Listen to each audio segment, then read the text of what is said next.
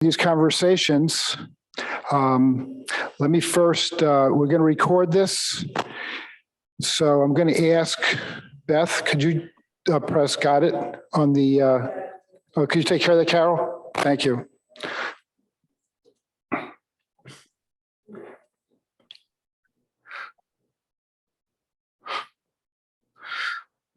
I'd like to welcome everyone to our panel discussion about growing up Jewish in Southern Maine, the mid-century experience. So in the sanctuary Congregation Etz Chaim right now, we have 15 people watching you all, and you all could see, if you go in gallery view, if you choose to, you could see all the computers we have watching you all. So today we have 5 presenters, and we have Jennie, who's going to be a facilitator. Just going to briefly tell you how this even happened. I'm David Strassel, the president of Congregation Etz Chaim right now. And this past summer, Stuart Ruben contacted me and he asked if he could take a tour of the synagogue because he hadn't been here with his family for a very long time. And he especially wanted to share it with his 2 grandsons.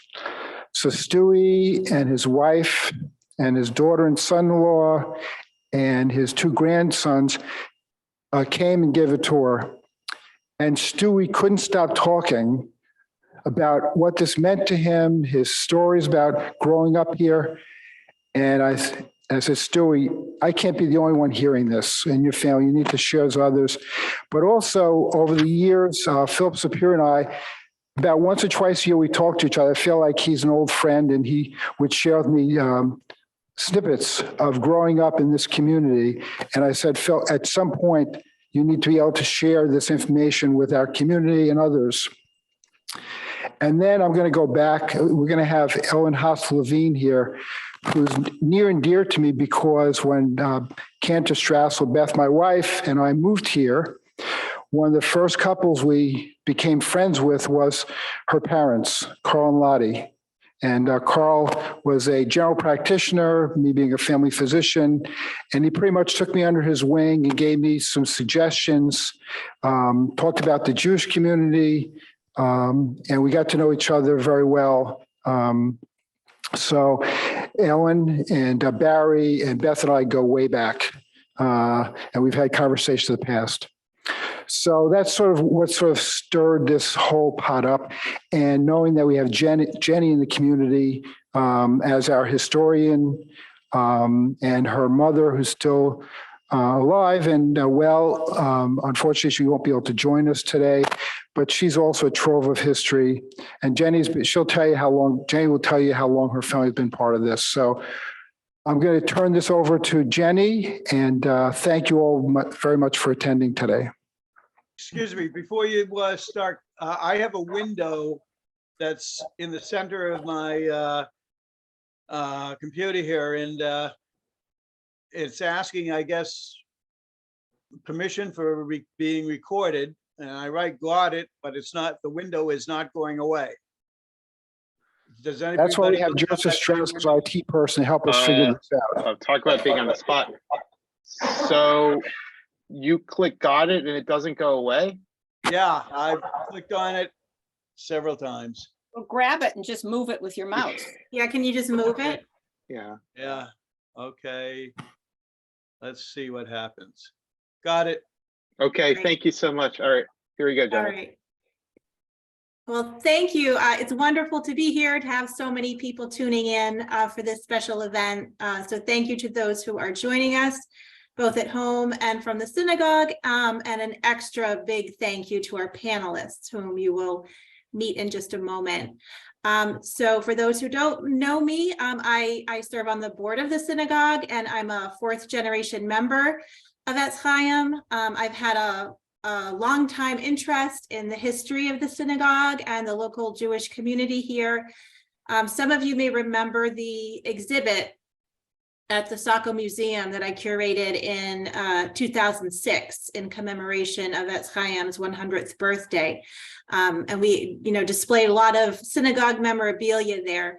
But what's really special about today's event, I think, is that it's a completely different method of learning about the history of the synagogue and its members. We're not looking at artifacts and documents and photos and newspaper clippings behind glass. We have an amazing opportunity here to hear our community's history straight from the mouths of the people who lived it. And so this is truly a unique experience for which we should all feel grateful. As David said, we've got 5 special panelists with us this afternoon who were all contemporaries as kids growing up in the Etz Chaim community. They all went to Hebrew school at Etz Chaim. They all had their bar or bas mitzvah at Etz Chaim. And there's only about, I think, a 3-year span between our oldest participants and our youngest. So this conversation should really give us a nice snapshot of what life was like for them as Jewish kids in the Biddeford Saco area growing up between the mid-40s and the mid-60s. So without further ado, I'm going to ask each of the panelists to very briefly introduce yourselves. And it would be great if you could share your name, where you currently live, where you grew up as a child, and you might give us a little bit of insight into your family. So if you wish to share what your parents did for a living, if your family had any special connection to the synagogue other than being members, and please let us know how many generations back does your family go in the Biddeford Saco area. So I would like to kick it off by asking Stu to start. Okay. Well, let's see. I was born in Belfast, and at the age of 2, my father was promoted at the Metropolitan by the Metropolitan Insurance Company to move to Biddeford as an assistant manager. And in one of your questions, you were talking about anti-Semitism, and I said the first thing that I can remember from an anti-Semitarian situation is when the Met refused to make my father the manager of the Biddeford Saco office because he was Jewish in a very French Catholic community. So he left the Met and went into his own insurance agency. He was very popular amongst the community. He was involved with the synagogue and almost everything that was. And actually, most of the women in my generation here that's on this today is all the families were pretty close. Some closer than others, but they were all seemed to be involved, at least the people I'm looking at on the screen now, very much involved in the synagogue, from the women in Hadassah, the women's organization, other than that, and the men in B'nai B'rith and whatever groups there was. It was very interesting. I wish at one time from going to Hebrew school, unfortunately, I was also known as probably one of the most mischievous kids around. We'll get all into that later, Stuart. Okay. Did you say where you currently live? I currently live in Mount Vernon, New York, just outside the city in Westchester County. We've been here since 1979. And my wife, Sharon, I think she's on, although I don't see her pictures coming up. You may have seen my son, who at the very beginning, who was trying to get this computer operating. And my daughter's picture was on here. I think she had came on for a moment to do, so her name is Tara Siscone, Tara Ruben Siscone, I call it. So anyways, what else did you want me to? I think that's great, Stuart. Let's move on to Sharon. Thank you, Stuart. Sharon, you're on mute. That was keep me from talking too much. Sharon Sneider Canner. Again, I'm still 79, going to be 80 next month. And currently we live in Reston, Virginia. Steve and I have been married for, I think, 56 years. I went to school in Boston. He was actually my economics professor. Real quickly, grew up in Biddeford, actually was born in Portland, but grew up 18 years old and went off to college and hoped never to come back to Maine or to Biddeford. But that was then.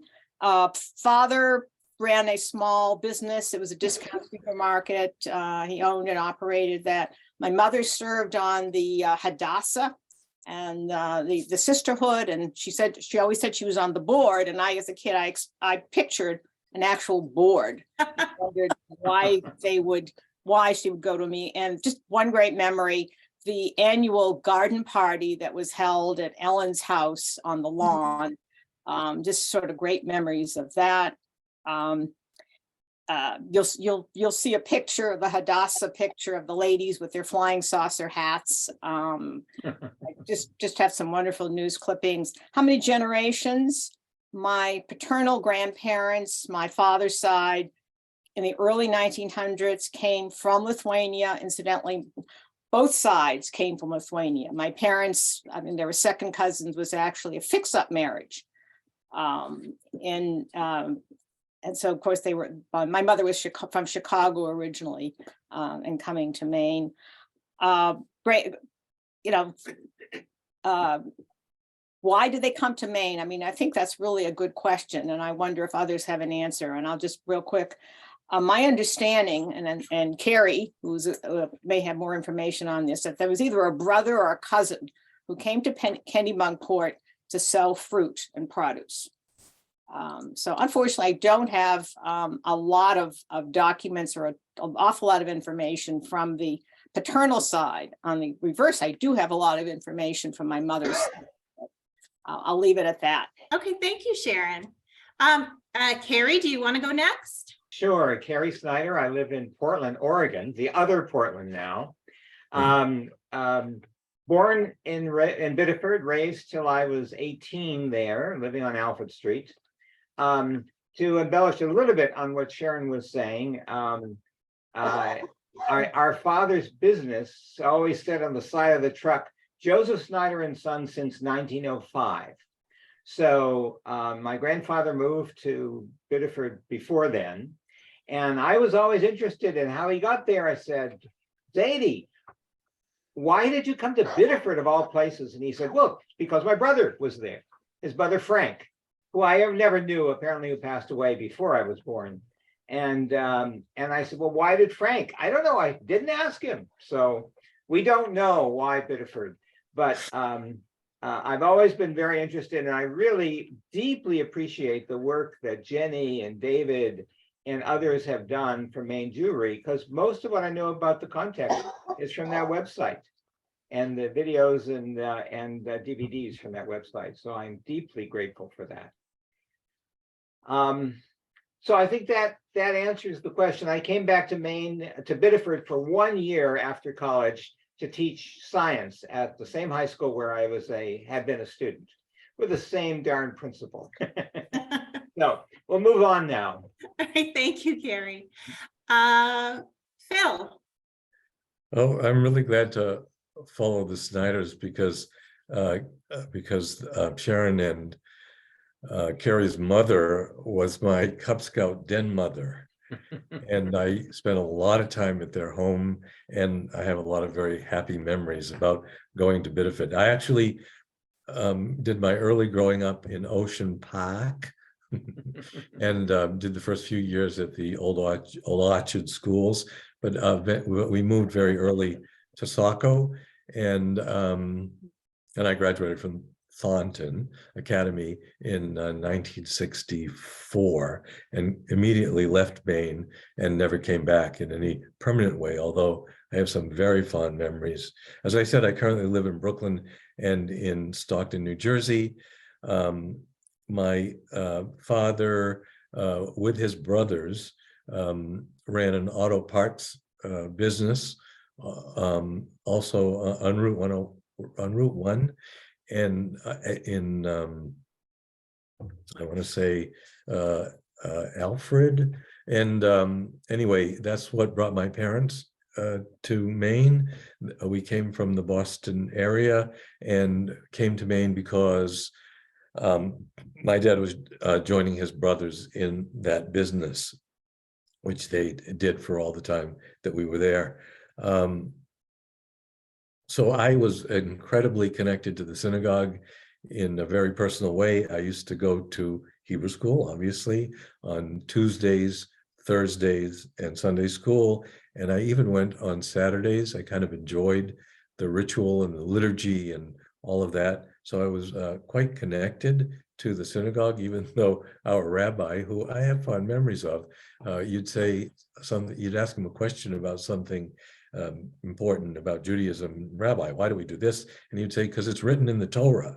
So I wouldn't say that our education was of the highest quality, but it certainly was, for me at least, important. I was very active in Young Judea, and that was a piece of my social life that was significant, because I had a date in Portsmouth, and a woman that I haven't seen for years and years and years, and traveled all over the country and went to the summer conventions in at Tel Yehuda and on and on. So how many generations? Well, I think I've answered all of the questions. Yeah. Thank you. And let's see, last but not least, Ellen. Hi, Jenny. Okay, well, I was born in Saco, or Biddeford actually, and lived there. Went to Thornton Academy, and now we're living here in Newton Center. We've been here for 50 years, and we're going on our 60th wedding anniversaries coming up. I have a daughter living in Maine, and she has her master's in social work, and she has a private practice in Yarmouth, Maine. Our other daughter, Rachel, is a physician, went to Harvard Medical School, and she's an associate professor of medicine, Chapel Hill, North Carolina. And we have 2 grandsons. You had asked why my parents came to Maine, because they're very recent transplants to Maine. My dad left Germany in 1937. He was one of the last German Jewish doctors to graduate medical school. There's a picture of him as he just came to Biddeford. And so, of course, he couldn't practice medicine there. And somebody in SS uniform said to him, "What are you going to do now?" He said, "Well, I'm going to go to the United States." And they said, "That's a very good idea." Fortunately, he had an aunt who had come to Riverdale, New York early. And so he had a sponsor and was able to bring everybody out. And he finished his training in New York. Then there was a Jewish agency that sent him to Kentucky, which my mother, coming from Cologne, Germany, really didn't like. And he liked colder weather and smaller towns.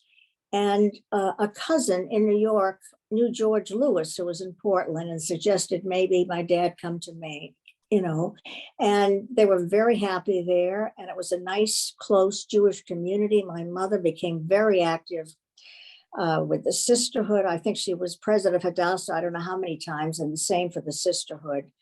And, just have very happy memories of going to the synagogue for all the holidays and all the Purim carnivals and all the different events. So. Thank you, Ellen. I think you have a unique story in that I think you're the only one from this panel who's only one generation removed from the immigrant experience. So yeah, thank you for sharing that and for the picture. So I'd like to get started with a topic that is probably fairly easy to reminisce about, since you all spent a great deal of time engaged in this activity. We've already touched on it a little bit, but that's Hebrew school. So I'd love for you to give us a sense of what your Hebrew school and your bar or bas mitzvah was like. And I would like to break the rules of etiquette here and start with the men first. So are there any men on the panel who would like to fill us in about what Hebrew school was like for you? Well, I'll start. Rabbi, does everybody remember Rabbi Nice? Yeah. Yeah. And then Rabbi Gottlieb. Yes. Yes, yes. Well, you didn't learn very much from any of them either. I can't remember learning much from any of them other than writing, "I will be good." And I reached a level of 13,500 "I will be goods" to write at, the most I achieved before I had to write them. But anyways, unfortunately, I thought the instruction, and we were a small community. They had to get rabbis. They tried to get rabbis, etc. It was always a difficult situation. So we had what we had, and that was about it. All I can remember. We had Hebrew school Tuesday, Thursday, I think, as Phil said, Tuesday, Thursday, and Sunday mornings. A lot of us kids, at least in my age group, went to Saturday services in addition. And one of my favorite things there was after the service, going down into the vestry. Henry and Charlie Cohen always provided some goodies for those of you who might remember, along with Sam and Bernard Cohen, who would deliver soda. And we would also have, and I'm trying to remember her first name, and she was elderly. Nettie? What's that? Was it Nettie? Nettie Shapiro would provide milchika, with the pastries, and she made them herself. And I remember she was became very close to my mother. And I think on a weekly or bi-weekly basis, she would always make them for us to bring home. So they were the best tasting I've ever had. I've never tasted anything as good since. But anyways, from the Hebrew school standpoint, it was really somewhat useless. The bar mitzvah, my bar mitzvah, I remember, and because I was really short until I was a junior in high school. I graduating, well, let me back up, that's something else, but I remember standing on the Bimmer, standing on a stool in front of the, what do you call it, the where you read from, etc. And because my head barely reached the top, and it was one of the hottest days during the summer, and it was, I think, around June 14th or 15th in 1956.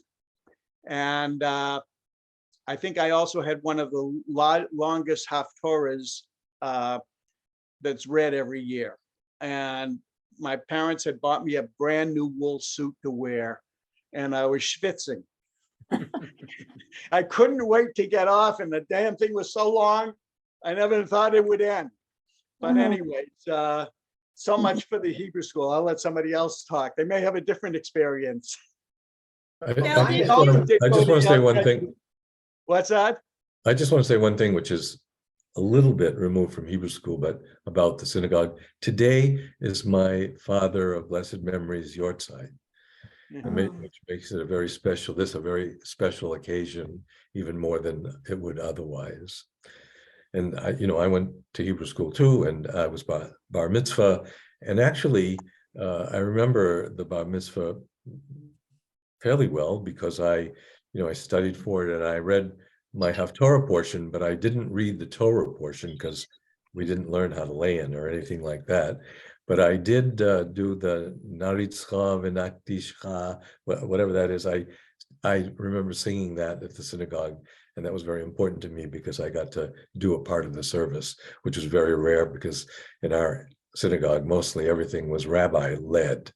And so that was in 1958.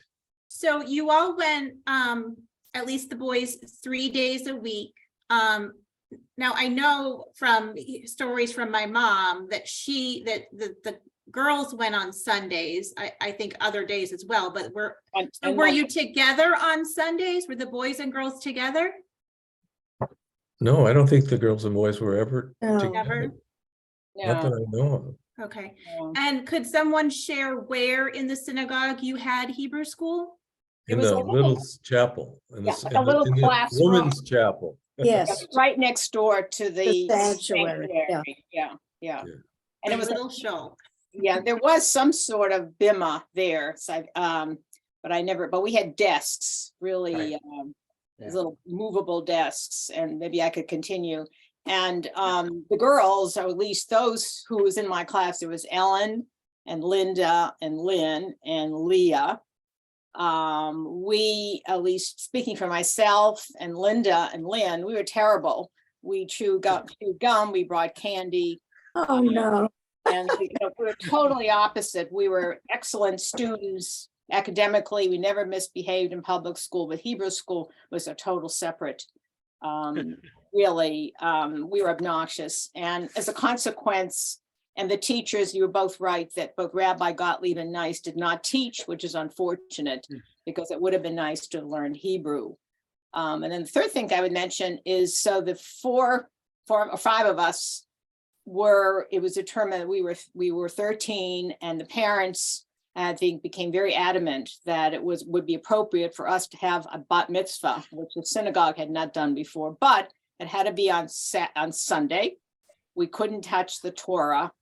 And it was a very brief service. And then the reception was held I think it was a Lafayette Hotel in Old Orchard, because it had to be kosher. And we've got some pictures. Joe, you want to put up some pictures of the bas mitzvah? Yeah, absolutely. This is history making, because we were the first class. And Yeah. Wow. Oh, So Sharon, point out where you are, and Ellen, point out where you are. okay, with my mouse, this is me. I don't think we can see. You just have to say, Unfortunately, I don't think we can see the mouse on our Check. side. Right, and I'm on the left there, yeah. Yeah, and there's And Linda. there is Leah's, just, yeah. Lynn being the Unfortunately- tallest, always the tallest. Unfortunately, Lynn passed away. Yeah, Yeah. that is sad. and then this next picture, I've always wondered, is this from the reception? Oh, that's a good Yeah. question. Yeah, Yes. Probably. Yes, that is a reception. We all have beautiful shiny hair. Yeah. We're on opposite sides now. Sharon, you're on the left. I'm on the Yeah. right. Great. Well, We were thank you. young. Now, did you learn the same things as the boys? No, I mean, it was a shortened passage. I actually still have, I may even have that my mother saved just about everything. So I have some of the documents, of course, the program, which we provided to the synagogue when you all did the anniversary of Etz Chaim. But it was, of course, this picture was in the Biddeford Daily Journal, and anything that happened in the synagogue, someone called a photographer.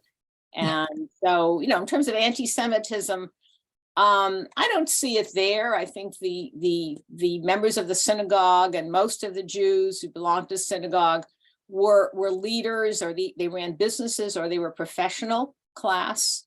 And there were a few who were not. I mean, there's a whole other story about, who was who in society. And well, make one more comment, is that in terms of supporting the synagogue and giving, I think this was on Yom Kippur, which to me would be a sin. They would call out, how many gallons of kerosene can you donate? Oh, yeah. How many barrels? Or well, I don't know what gallons, but 50 barrels, 100 barrels. Use barrels. it's Funny fun. very strange, but that's how they did it. And of course, you were competing. The men were competing. Of course, the men and women sat separately. Maybe I should stop there, because there's another topic I think would be interesting to get into, is the fact that this synagogue was Orthodox. So I'm going to stop there, but I do have something more to say about that. Yeah, so go ahead, Sharon. I think you're probably going towards the topic of gender roles. Of course, the gender roles, the men and women sat separate. Yeah. And of course, all the prayer, everything was in Hebrew. You did not understand. I don't think maybe it was transliterated in the book, the Sitter book. And so there was a great deal of children being forced to sit there. And my great memory, my mother wore a charm bracelet. And so I'd look at the charms and she tried to keep sitting there. I think in the initial, because this building was a church and there is a balcony. And I think, I don't know, not in my memory, did women sit up there. I'm not even sure it was strong enough to hold a lot of people. But the issue of that this was men and women sat separate, this is Orthodox. And as a child, I know I didn't like it. I sort of kicked back about it. And only later when I was exposed to even conservative in Portland, that I really understand that there are other ways of doing things. I think because it felt so strict, it turned me off to Judaism for many years, because that's what I learned. This is the only way you can do things. And I must say, my mother sort of pushed back that women were not, given any leadership role. I think that was part of the impetus to say that you should have a bat mitzvah. So I think that it showed some courage, some leadership on behalf of the women. Absolutely. Near the end of our time there, on the High Holy Days, there were a group of families who came in and sat together, men and women, on the woman's side, in the very back of the woman's side. Wow. Those families did it for a couple of years in a row, and then eventually I think they went to Portland, Temple Beth. If I can jump in here for a second, my mother and father, I believe, were the first couple in the synagogue to move to the women's side. Well, my mother was already there, but my father joined her, and my mother was a real big leader about integrating the men and women to sit together. And it was quite an issue, at the very beginning, because as Sharon said, it was an Orthodox moving towards the conservative.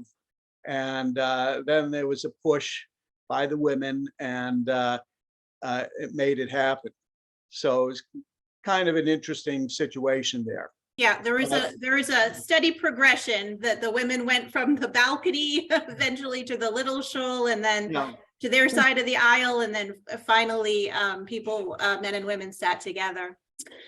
So I'd love to talk about your kind of level of religiousness at home. So when you were growing up, how would you characterize your family's religiosity and kind of immersion in Jewish culture? Were you a family that just kind of did the compulsory Hebrew school and high holidays? Or were you on the other end of the spectrum, observing Shabbos and keeping kosher? Or did you fall somewhere in the middle of that spectrum? So I'd like to, go ahead, Ellen, you first. I have to. I really wasn't into Hebrew, but the cultural aspect of it, and my grandmother, who came from Germany, she lived with us, and she had been in a holding camp for Auschwitz at Gurs, France for 2 years. But her father was very active in the synagogue in the town she was from, and her Hebrew was very good, and she had a good Jewish feel. And I think that kind of rubbed off on me a little bit.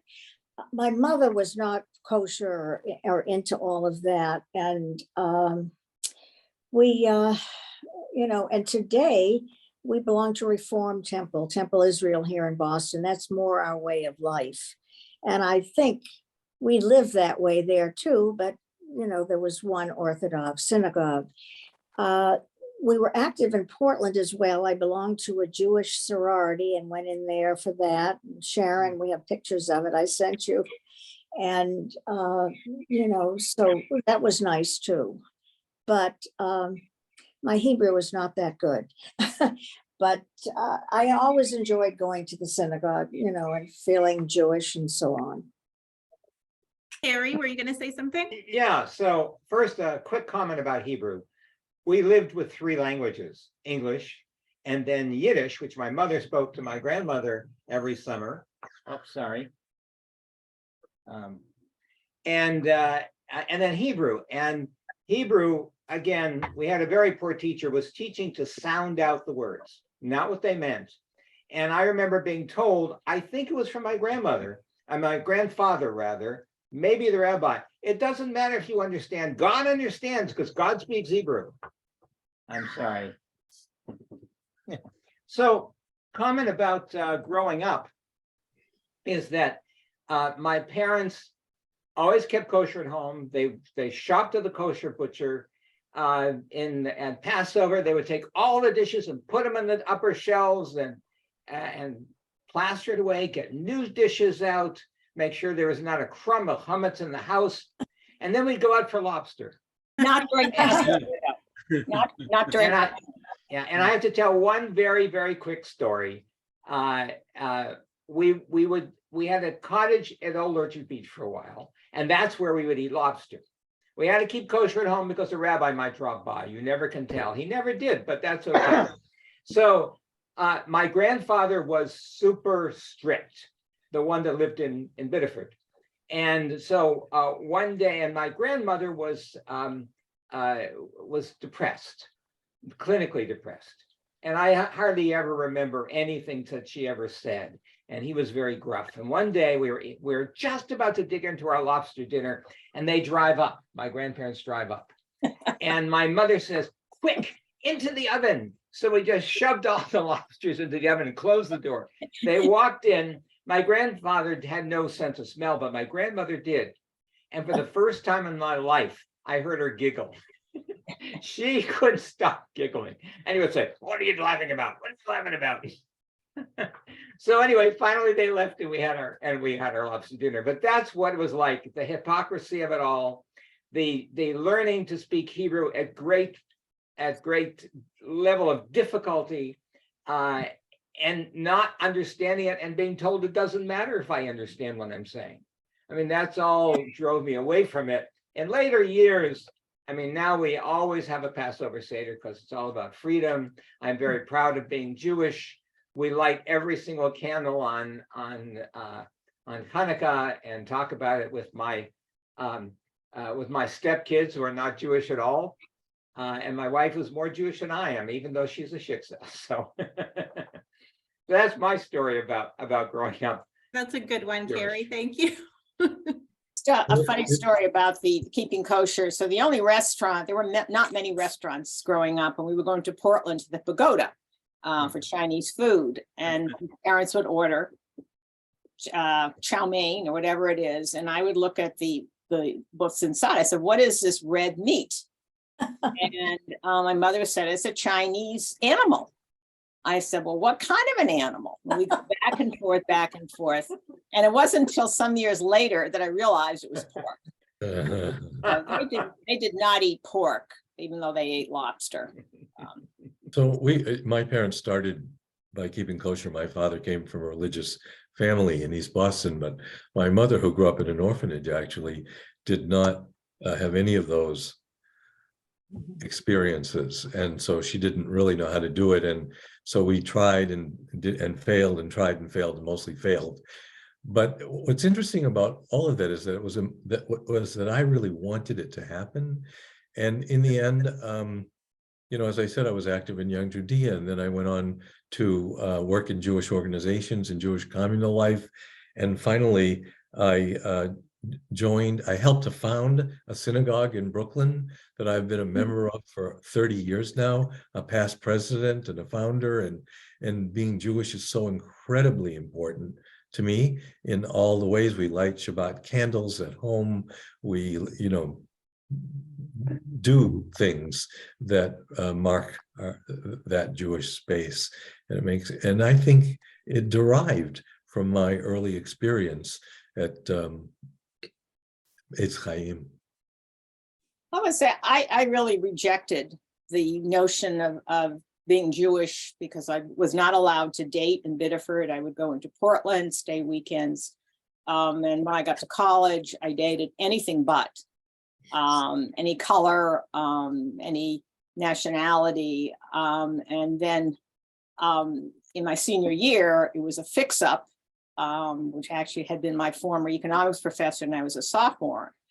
And we got married, and many years later, and when we moved And then we lived a short time in Maryland, and then we lived in London for 2.5 years and moved to 1971. We moved to Reston. Steve was working for the Treasury Department, and I was doing some teaching, although I've done other things since. And in the late 70s, we had a child. The child was 7 years old, and she said, "I want a Christmas tree." And we said, "Oh, no, we're Jewish." And so we sent her to a Sunday school. And a few months later, she came back, criticized me for the way I was lighting Friday night candles. And so we knew this is the wrong place. So we found, not too long thereafter, a community in Reston, a lay-led, no building, no rabbi, all lay-led. It's called Shurashim, and there was a Hebrew school, but it sort of collapsed because all the kids have grown. And so that was, we joined that congregation, I think it was 1978. And it's through this congregation, I really started to feel very good about being Jewish. And because I just sort of appreciate the heritage. And a friend of mine called me a super Jew. Not kosher, but just the culture. And I have 2 kids, I have 2 grandchildren, and daughter-in-law is not Jewish, but they celebrate the holidays. I would say what's missing now is giving the kids any formal Jewish education, but I think the grandchildren, they do know they're Jewish, but I guess it's because this is my own, and because I had this basis growing up Jewish, and the sense, because we were a minority in Biddeford, having the synagogue, the Purim Carnival, we did a play, I think I was Queen Esther one year, and just the things that we did in the synagogue gave me that sense of community and belonging. So it sort of, maybe it's come around to bite me, but it's, it really feels good that I had this thing, and I look for great nostalgia on Etz Chaim, and I want to come back and visit. In anti-Semitism, Stuart mentioned anti-Semitism. When I was living in Biddeford in that brief period of time, I was called by a group of boys, I was called Imutadzi Juif, which was French Canadian for goddamn Jew. Yeah. Yeah, but going back to your kosher business, at one time there were 3 kosher butchers in Portland, which those of us who kept kosher, which my mother and father, by the way, it's Gladys and Max Ruben, they would go into Portland all the time, and occasionally my mother would even drive into Boston and pick up kosher meat, etc. Through attrition, by I think 1952, 53, 2 of them had been out of business. There was one left, lasted only a short time longer. And then for about 3 or 4 years, my parents would go into, again, Boston to pick up kosher meat until it got to be too difficult to drive there, just to go in for the kosher, and they gave it up. So that was kind of interesting, etc. So everything changed, although, going out to dinner was always non-kosher. Lobster was a birthday celebration every time at the Cascades, often because they always had the 2 for 1, and it was a real fun place to go to. So unfortunately, Cascades is no longer there, but from a kosher standpoint, yes. Phillip brought up about the anti-Semitism, which I mentioned a little bit earlier, about 3 specific instances.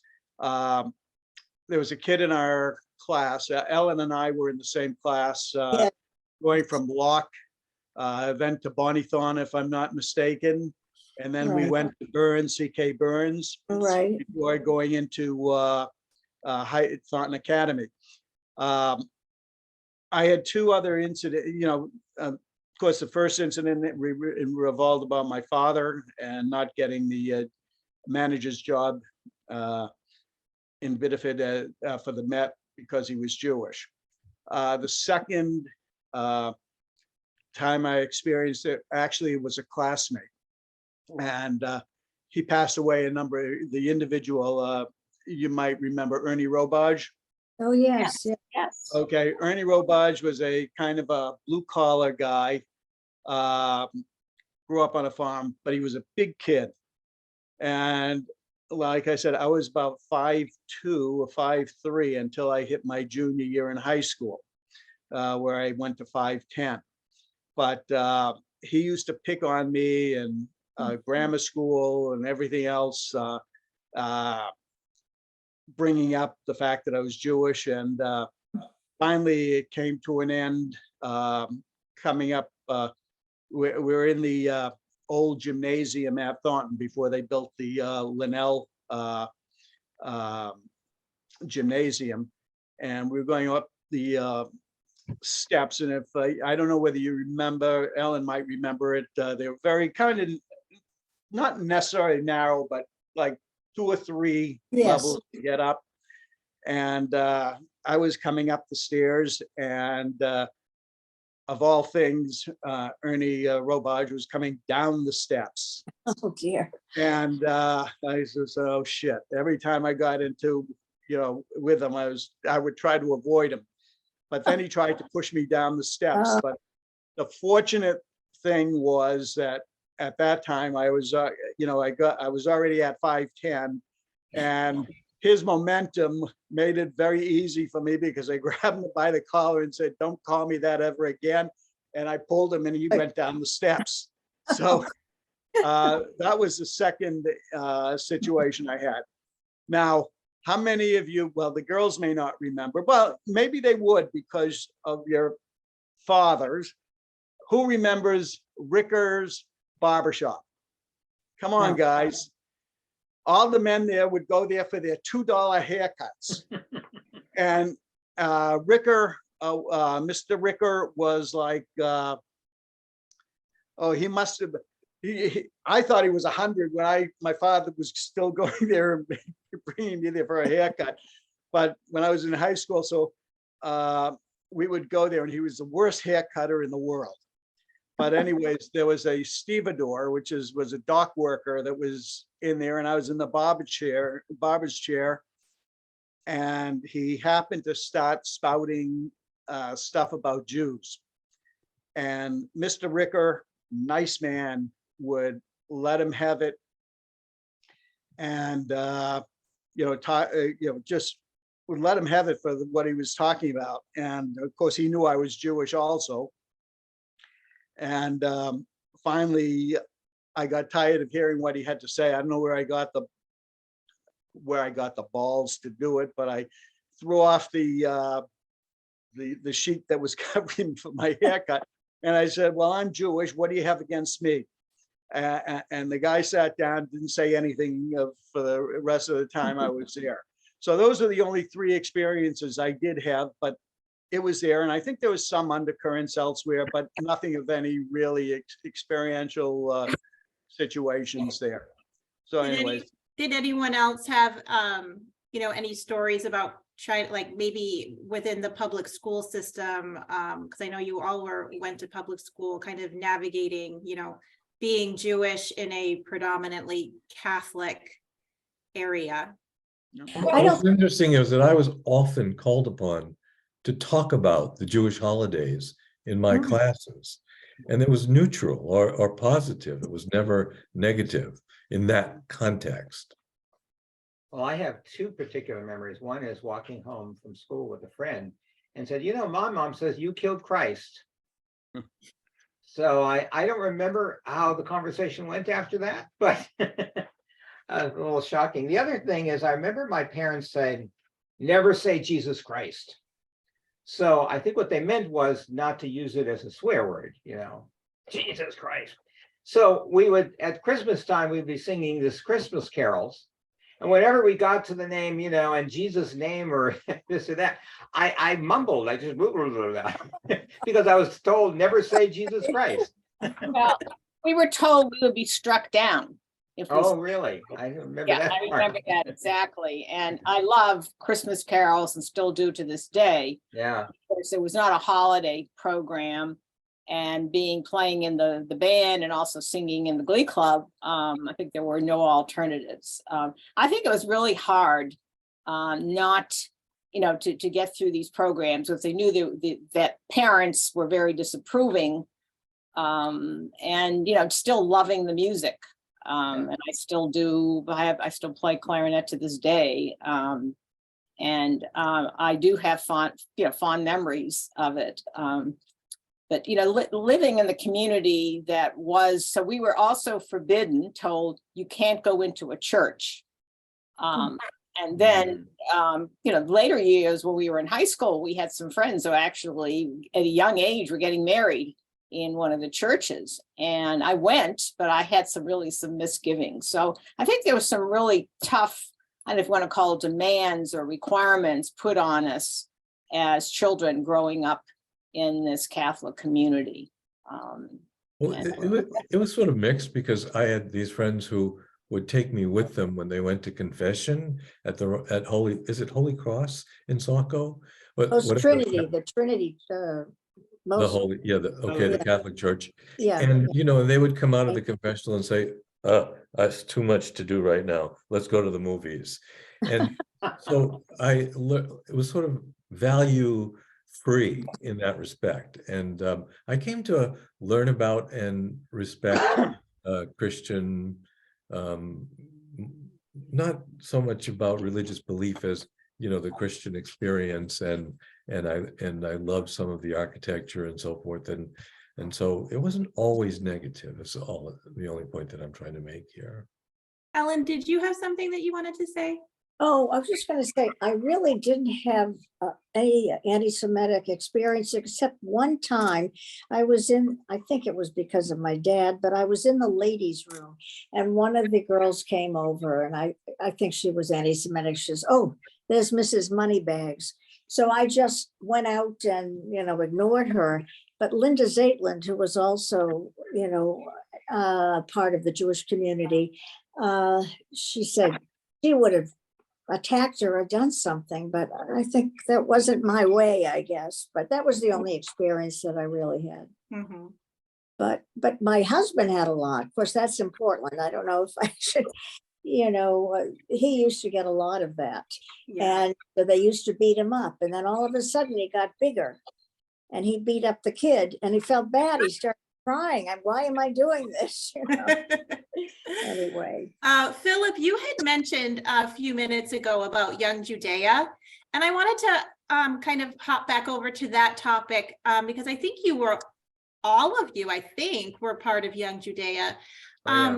Yes. So we've got a picture of Young Judea that I'd like you to put up, and if someone could just kind of explain what that was. Oh my God. What was Young Judea? Oh, yes. Oh, I say Linda and Eddie Simensky, Jeff Snyder's in the middle, and Bruce. Wow, yeah. And Sharon, there you are. Shapiro, Yeah. Howard Shapiro. Yeah. Wow. That's Herb Sandler next to me, if I'm not mistaken, isn't it? Yeah. So can someone explain what Young Judea was? What did you do in this group? Well, it was basically a way for you to get to be social with Jewish kids. Uh-huh. And I think there were conventions and we went to other places. And so the notion was you'll get to meet some other boys, the Jewish boys. I'm not sure what we did. I think maybe they did trips to Israel, but we really don't recall that much. Well, the purpose was Zionist. They used to have weekend weekend conventions at like in Portsmouth. I remember going there. I remember going to a couple of places in Massachusetts and New Hampshire. They were fun to go to. And then of course you had Camp Tel Yehuda, which I know, as Phil said, he went. Of course, Phil is a couple of years younger than I am, maybe a few more that he is. But I remember going to Camp Tel Yehuda, and it was a fun place. And I'm looking at this list and I'm saying, gee, who does everybody remember Larry Chelder? Yes. Yeah. He's in Israel now, by the way. He Yeah. always wanted to go there, I think. Yeah, he's there. I had a contact with him several years ago, and I think he had changed his name. I've got it somewhere in my data, et cetera, but I haven't corresponded with him in a long time. Well, one of So, the things we did in Young Judea was we did Israeli dancing. Oh, We did a lot of it. Yeah. Which I remember loving. Yeah. So the And so- purpose was Well- to get us to be the future American Jewry support of the state of Israel. And we I think put that's- quarters in and we'd send our quarters to Israel. Yep. And whenever it was possible to get Israelis to come here, so we really were the future American support for this, for the country. Money in the push key, that little blue box. Yeah. That's right. JNF, yeah, the blue boxes. Right. Yeah, but that was not Young Judea. That was Right. it was, I've forgotten the Jewish name. of the National group. Fund, I think. That's Jewish- right, Yeah. JNF. Yeah. JNF, right. Yeah. Yeah. Absolutely. So it sounds like there was, a social component to this.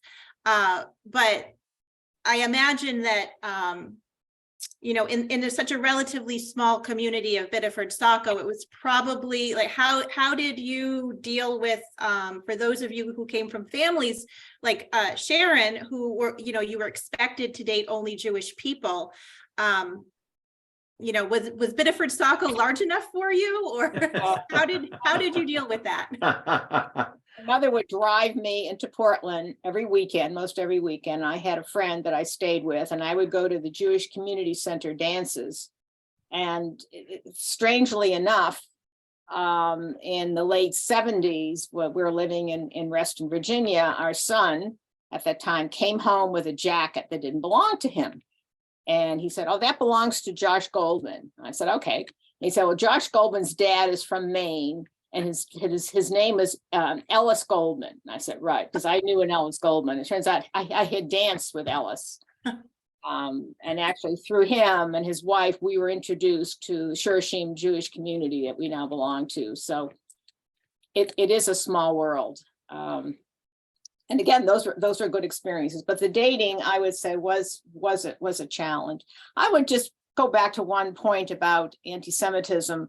I recall that Kennebunkport was very anti-Semitic. You didn't walk into the Colony Hotel, and Jews weren't seated if you went there for dinner. So when I think maybe I was a senior in high school, or maybe I was a freshman in college, I came home and I had a date who wasn't Jewish, actually.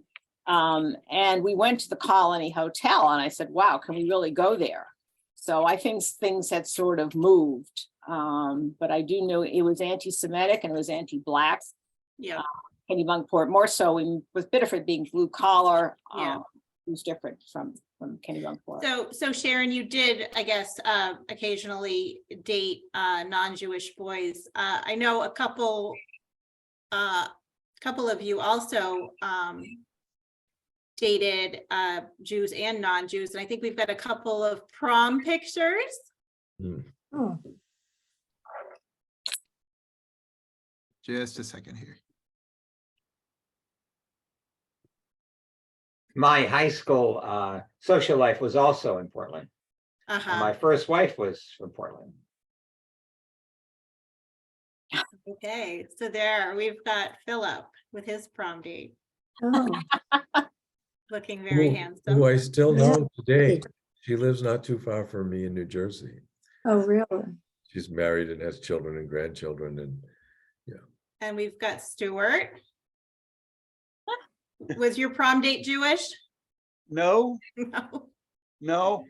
As a matter of fact, my mother and father, I was one of three brothers, of course, Bruce, Matt, and my younger brother, Matt.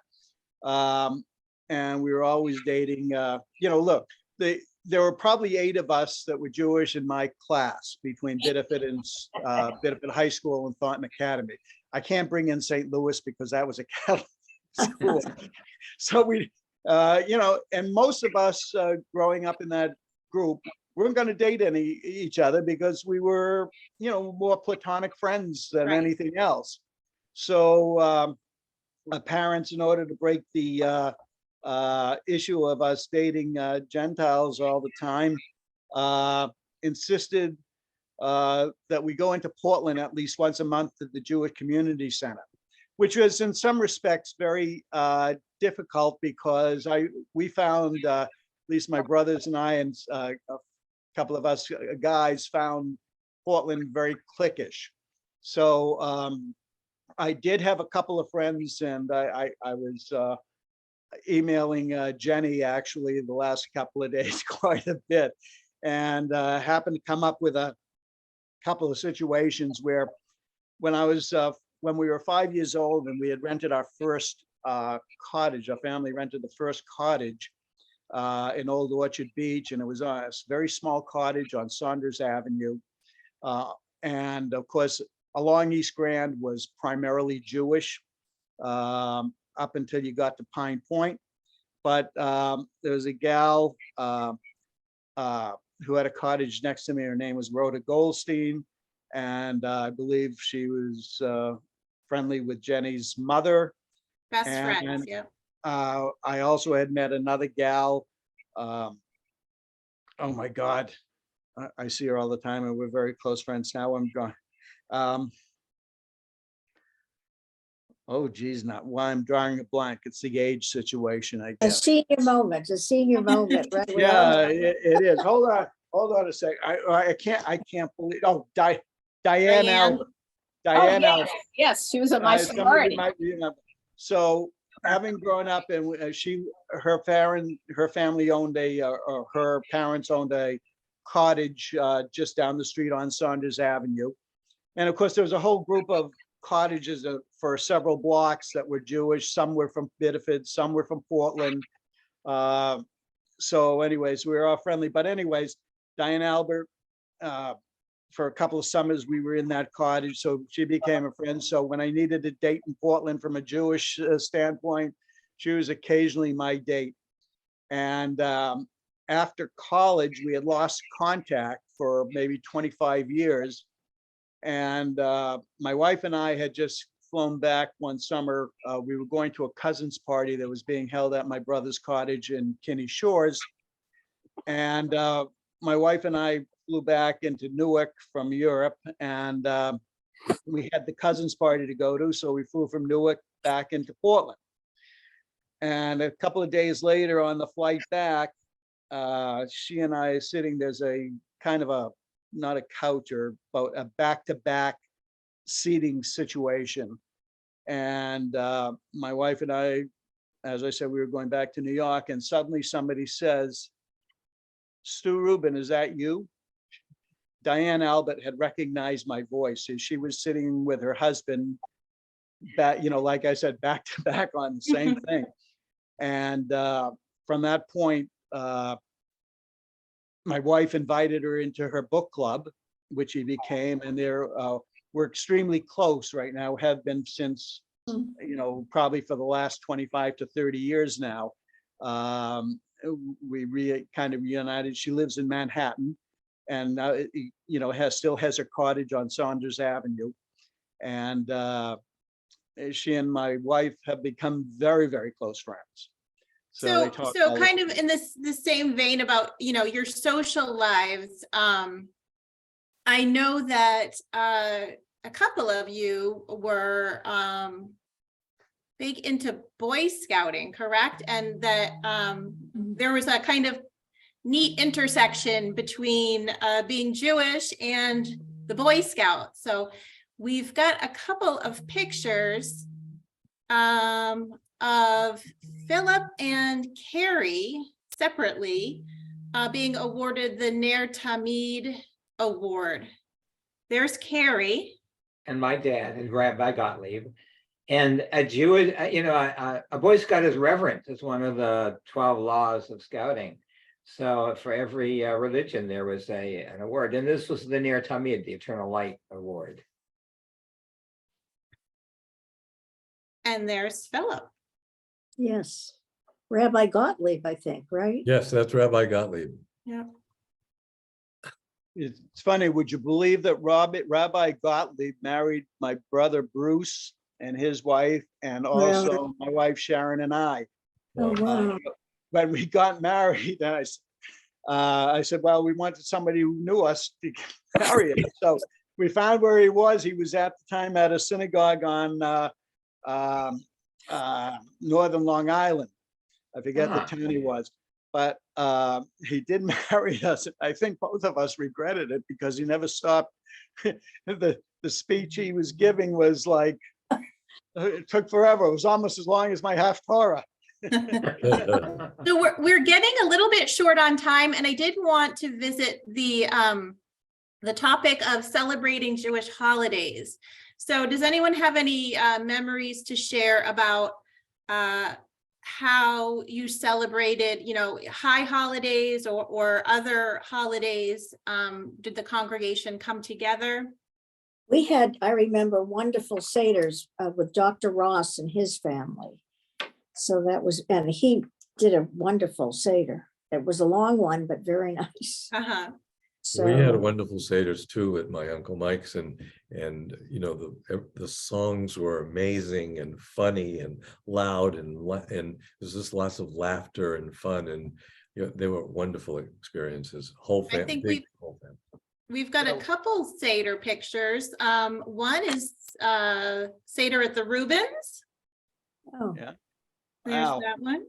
Oh, Yeah, that that's- was about in 1951, 52, and sitting on the left is my father, Max Yeah. Ruben, my older brother, Bruce, Morty Rosen, who was a little bit yeah. older than my brother, Bruce, and Al Rosen. They own the Quality Shoe Store in Saco. Yes. And I'm talking about standing, and then his wife, Ida Rosen, and then my mother, Gladys Ruben, is sitting there to the right. And then a woman who worked for my mother's mother came to live with us because my mother was always at her dancing school, the Gladys Ruben School of Dance, which she did for 45 years. And so she worked afternoons and into the evenings. My father was in the insurance business, so he was out quite a bit. So she was there to take care of us three kids. Sitting is, yours truly on the left. And then my brother Matthew, younger brother, and Charles Rosen. And Charles, I think he's in contact with Phil as well as constantly with us. But the Rosens and my family were very close. We spent almost all the high holidays either at my house or their house. I think they came for us to the Jewish holidays, and because everybody celebrated a holiday on Christmas, having turkey or Thanksgiving, that was at their home.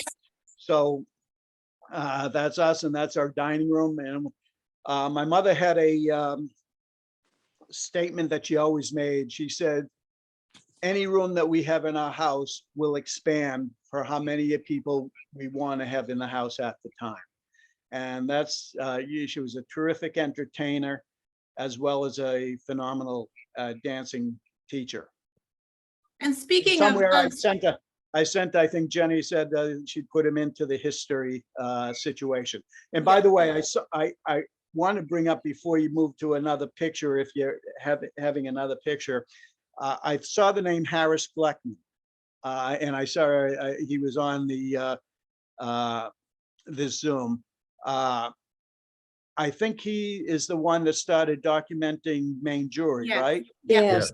Yes. And Harris, I believe you had your first meeting on developing this program in Westchester County at your home at that time. I believe do you still live in New York?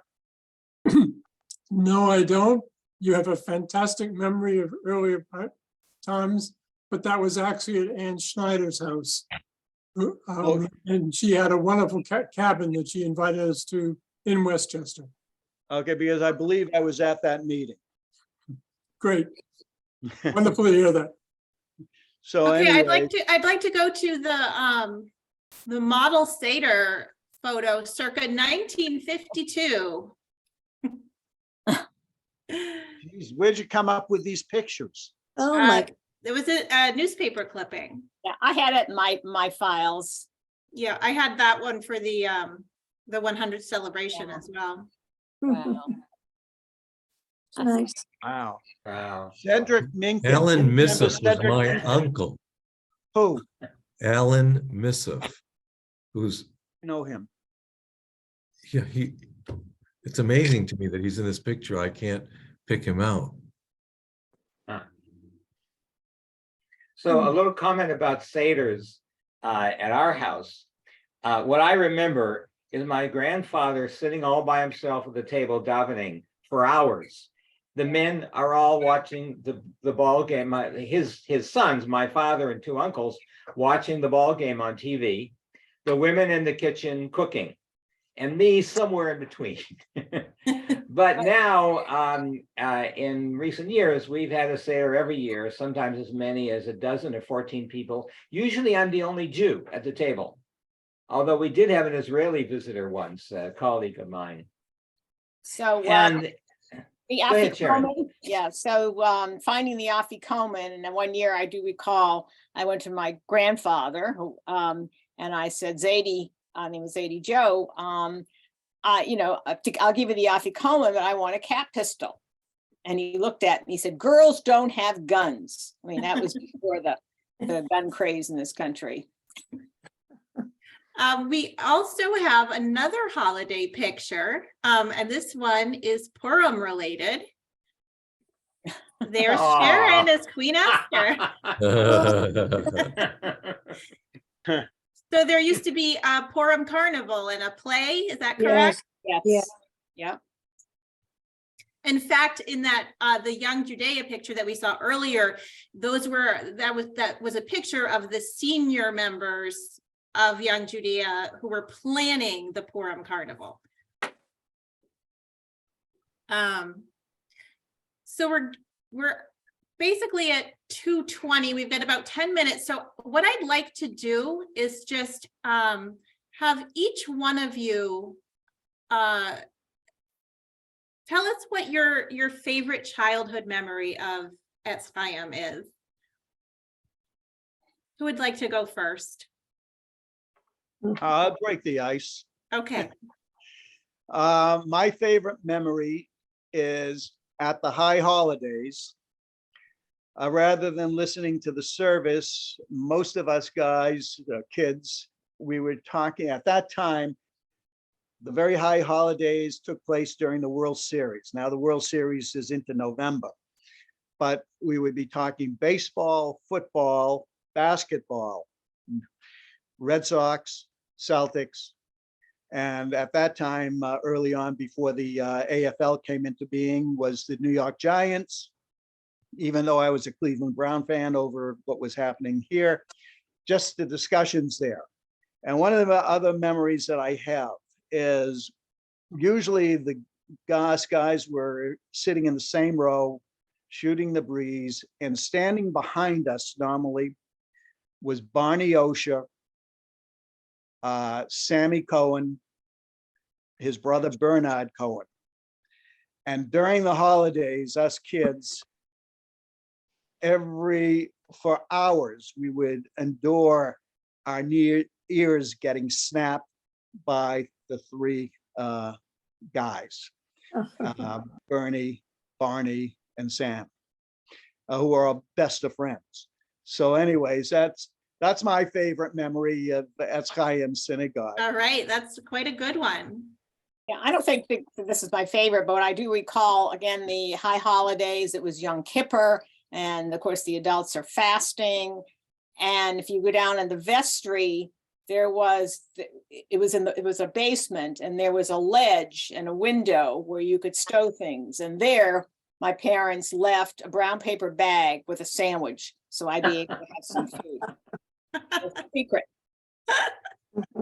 So what I remember from Yom Kippur, whatever we might say about Rabbi Gottlieb as a teacher, he had a wonderful voice. And I remember Kol Nidre. I just love that to this day. Every now and then I tune into YouTube to hear the Kol Nidre sung by someone with a really lovely voice. And the other good memory is my best friend, Phil Saperia. I was tormented by Melvin Simensky and the others in the class, whether because of I was such a terrible student, I don't know. but Phil became a lifelong friend. And so that's my other really best memory of the synagogue. That's I very remember the high holidays and my grandmother saying, well, we really have to be good and atone for our sins because what's going to happen to us all year will be written down, between Rosh Hashanah and Yom Kippur. So it seemed like a very serious holiday. Yeah. Well, And it is. I wanted to just tack on to Cary's statement. It's true that we don't see each other very often and we don't talk very often, but we were and are lifelong friends. It's incredibly important to me. And I remember about the synagogue things that are familiar and warm and comfortable, but I agree that Rabbi Gottlieb's voice was beautiful. And I used to love to listen to him sing. And it was a community. I still feel close to that community. And it's remarkable to be here today to sort of renew that closeness. It's great to see you all. Thank you, Phillip. Maybe we should consider having a live reunion at Etz Chaim. Yeah. Yes. Well, this Good idea. really has been an absolutely delightful discussion. I hope it was a fun walk down memory lane for our panelists and for those of you watching. I hope you enjoyed this as much as I have. It was wonderful. A huge thank you to our panelists. And as you know, this event is being recorded, and the memories that you have shared with us today have now become a piece of recorded history that will live on for generations. So maybe they'll play clips of this panel at Etz Chaim's 200th anniversary. But really, you've given us a wonderful and unique gift that only you could share. And it's been a real privilege for me to moderate today's event and really just to be in touch with all of you and to get to know you. It's been a real pleasure. So thank you very much. And I will turn things back over to David now. Toda Rabba to you. What a great experience this has been for me personally. These stories, and I'm sure they would continue. I'd like to thank Jennie for facilitating. I'd like to thank Ellen and Phillip and Cary and Sharon and Stuart for participating and sharing your stories with us. It's just been wonderful. I want to thank my son, Joseph Strassler, for putting the IT together for this, because as you know, in your communities, in your life has changed. We used to, and this is the silver lining, that we could do something like this relatively easy without people having to travel, be able to share this with different family members.